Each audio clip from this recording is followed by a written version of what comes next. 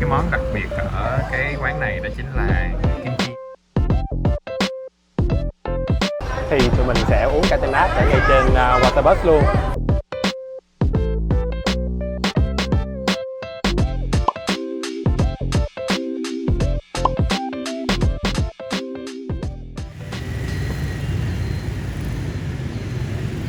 Hello mọi người, chào mừng mọi người đến với lại tập 3 của series Sài Gòn đi đâu của tụi mình.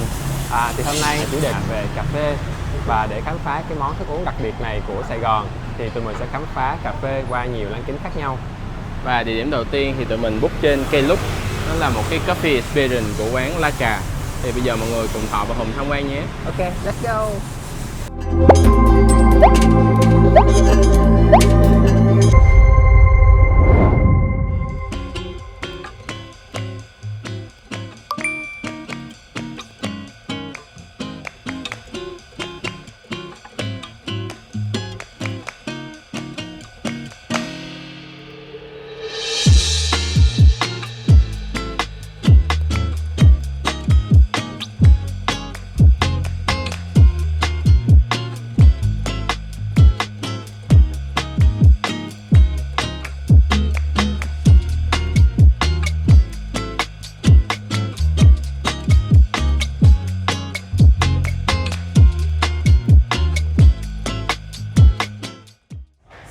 The farmer can take the bean on this vehicle from the farm to the house.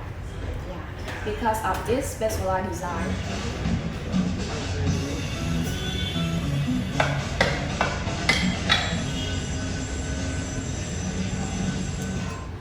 Here, in the gate, you will add the green bean inside, like this, and then close it. And we need to take it on and turn it around. But it's quite heavy with me, so I just show you like this way, okay? And then just roasting, turning around like this, okay, until the coffee burns. Two of you, okay? Smell that and try to guess anything, yeah. Yeah, you can write down the answer at the symbol one, okay? Yeah, just write down something, anything. What is that? Yeah, you just say the sweet name, and then you take it out, and oh my god. Bây giờ đang hửi mùi. Okay. Thì hai cái nó khác, nhưng chưa biết khác gì. Alright. But which one is familiar with you? Familiar with you? Which one? Second I think this one. Yeah, this one. The more one. It's right at either roaster tree. Yeah. You will see the lip very curvy at the border. Alright.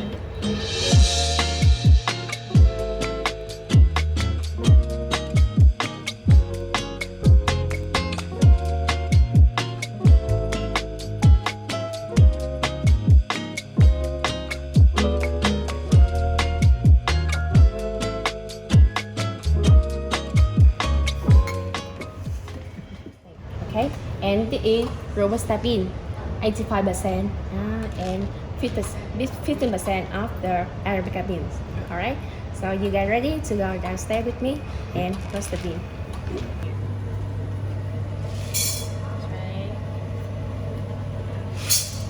Okay.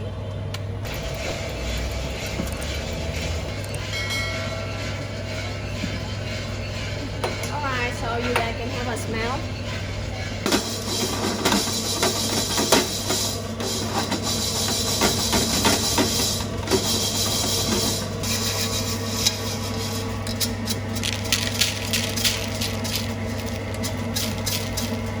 Here you will see some coffee has the oil and they are shiny.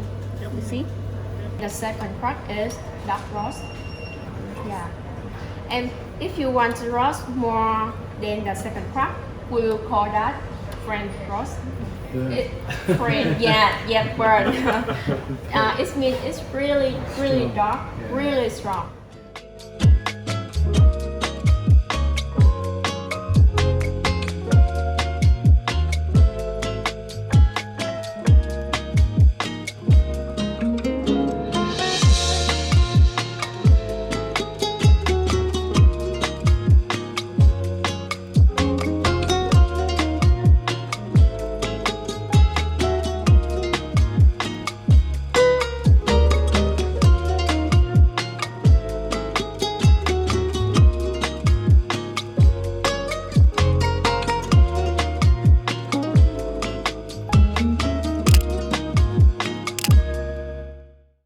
hiện tại thì tụi mình mới vừa tham gia workshop coffee ở La Cà xong. Workshop này được dẫn dắt bởi bạn Joey. Thì tụi mình tìm hiểu về văn hóa cà phê Việt Nam, về hạt Arabica, Robusta và các loại cà phê ở 3 miền của Việt Nam mình. Workshop hôm nay rất là vui cũng như là rất là bổ ích. Tụi mình biết thêm được rất là nhiều điều mới. Thì bây giờ để tiếp nối theo chủ đề cà phê, thì bây giờ tụi mình sẽ đi đến địa điểm tiếp theo. Mọi người cùng đi với tụi mình nhé.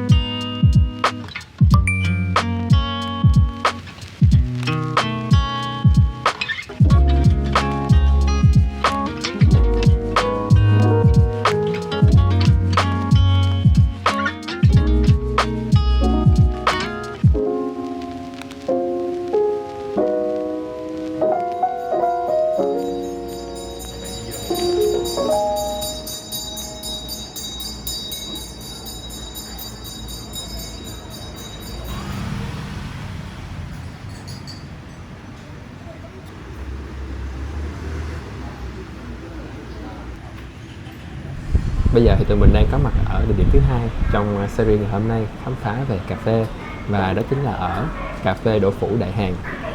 Thì hồi sáng tụi mình đã khám phá về cà phê specialty, cà phê đặc sản ở quán La Cà, cho nên là quán thứ hai thì tụi mình muốn tìm hiểu một cái phong cách cà phê truyền thống hơn. Tụi mình đã đến quán Đỗ Phủ Đại Hàng. Thật ra ở đây cũng là một cái di tích lịch sử của thành phố Hồ Chí Minh. Đúng rồi, cho nên bây giờ mọi người cùng với tụi mình khám phá cà phê Đỗ Phủ Đại Hàng nhé. 넌 취한 것 같아 자꾸만 웃음이 나 어린아이 장난 같아. Thì tụi mình mới vừa kêu nước xong. Hôm nay thì mình sẽ kêu món trà tắc xí muội. Còn bạn họ như mọi khi vẫn là món Cà phê sữa đá. đúng, cà phê sữa đá. Mà đắng quá. Quá đắng. Thì mình cũng mới nhấp. Mà nó đặc, sao ta, nó đúng chuẩn truyền thống, rất là đậm và đặc. 한 잔에 그냥 콜라다보다 달달한 그 말 사랑해 이 세상 누구보다 더 마음의 이끌림을 따라 내게 다가가 입 맞출래.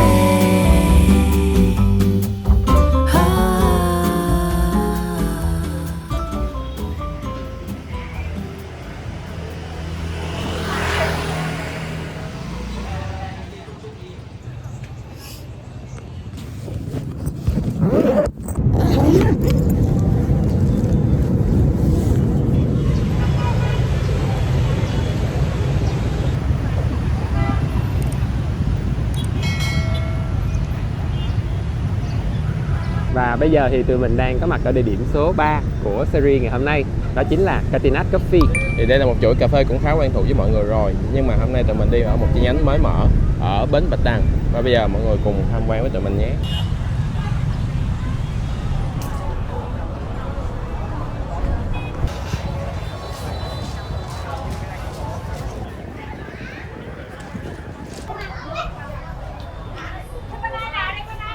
Và mọi người ơi, hôm nay thì thay vì tụi mình uống Catinat ngay tại quán ngay bến Bạch Đằng luôn, thì tụi mình sẽ uống Catinat ở ngay trên Waterbus luôn. Ở đây nó sẽ gọi là Water Go. Bây giờ mọi người cùng trải nghiệm với tụi mình nhé.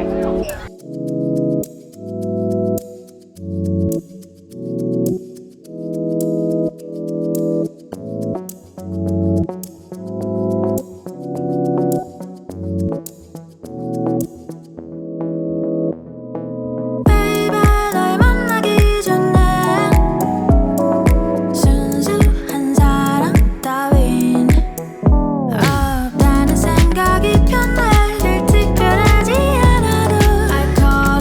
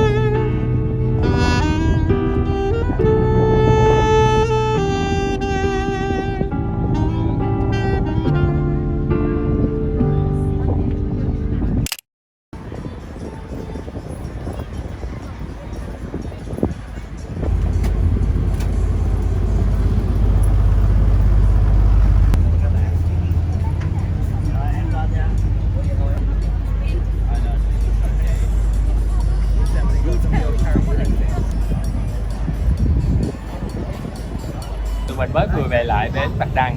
Và như vậy là chuyến hành trình khám phá Sài Gòn thông qua chủ đề cà phê trong tập vlog lần này cũng đã hết rồi. Và hẹn mọi người ở những tập vlog tiếp theo nhé.